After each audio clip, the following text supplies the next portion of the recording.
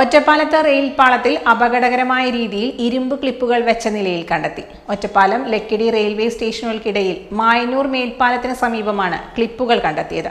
പാളത്തെയും concrete സ്ലീപ്പറിനെയും ബന്ധിപ്പിക്കുന്ന 5 ER ക്ലിപ്പുകളാണ് കണ്ടെത്തിയത്. പാലക്കാട്ടേക്കുള്ള പാളത്തിലായിരുന്നു ഇരുമ്പു നിർമ്മിത ക്ലിപ്പുകൾ.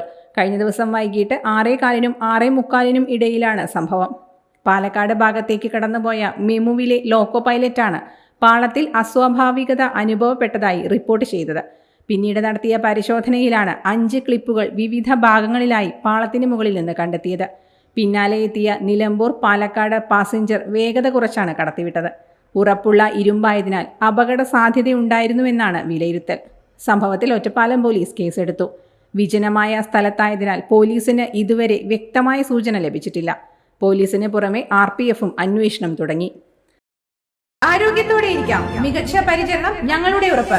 Shoranur medical trust, Shoranur. .view news. കാഴ്ചകളാണ് ലോകം, കണ്ടു തുടങ്ങുക.